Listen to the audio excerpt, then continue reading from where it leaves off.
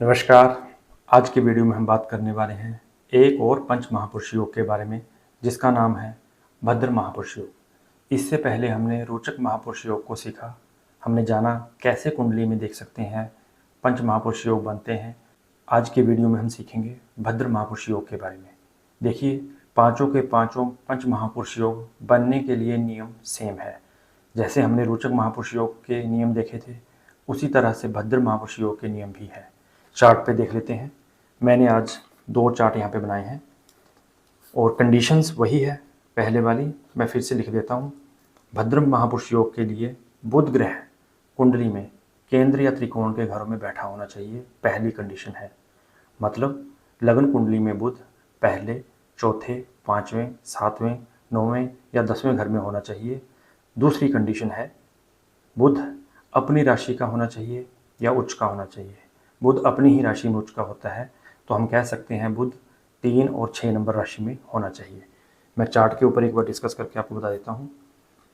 भद्र महापुरुष के लिए बुध को केंद्र के घरों में बैठा होना चाहिए। 1, 4, 5, 7, 9, 10 इन घरों में बुध को बैठा होना चाहिए, पहली कंडीशन है।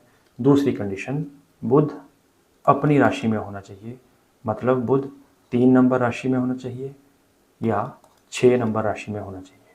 6 नंबर राशि में ही बुध उच्च का होता है तो यहाँ कोई तीसरी राशि नहीं होगी। इन्हीं 2 राशियों में से किसी एक राशि में बुध बैठा होना चाहिए केंद्र और त्रिकोण के घरों में। फिर आपकी कुंडली में भद्र महापुरुष योग बन जाएगा। उदाहरण के लिए मैंने यहाँ पे वृषभ लगन की कुंडली और धनु लगन की कुंडली बनाई हुई है। अब वृषभ लगन की कुंडली में देखते हैं भद्र महापुरुष योग बनता है या नहीं। देखिए, यहाँ पर अगर बुध 5वें घर में बैठा हुआ भद्र महापुरुष योग बन जाएगा। और उसी तरह से धनु लगन की कुंडली में अगर हम देखें 10वें घर में बुध बैठेगा तो भद्र महापुरुष योग बन जाएगा, क्योंकि 10वां घर भी केंद्र का घर है और बुध 6 नंबर राशि में बैठा है उच्च का होकर। अपनी राशि है उसकी, उच्च का भी उसी में होता है वो, तो यहाँ भद्र महापुरुष योग बन रहा है। और वृषभ लगन की कुंडली में भी वो 5वें घर में बैठा है 6 नंबर राशि में। इसी तरह से आप बाकी के लग्नों में भी चेक कर सकते हैं, सेम ही रूल रहेगा। केंद्र और त्रिकोण के घरों में बुध बैठा होना चाहिए, अपनी राशि में या उच्च का होकर बुध बैठा होना चाहिए। ये दोनों कंडीशनें अगर फुलफिल हो रही है तब आपकी कुंडली में भद्र महापुरुष योग बन रहा है। ठीक है, हमने सीख लिया कैसे कुंडली में चेक करना है इसको। सारे के सारे पंच महापुरुष योग लगन कुंडली से चेक करने हैं। हमने चेक कर लिया कुंडली में, हमें भद्र महापुरुष योग मिल गया। अब हमें जानना है इस योग के फायदे क्या होते हैं। जैसा कि हमने पिछले वीडियो में भी डिस्कस किया था, इस योग बनने से उस ग्रह के कारक तत्व पॉजिटिवली बढ़ जाते हैं। जैसे भद्र महापुरुष योग कुंडली में बना है तो बुध ग्रह के जितने भी पॉजिटिव ट्रेड्स होंगे उस जातक में बढ़ जाएंगे।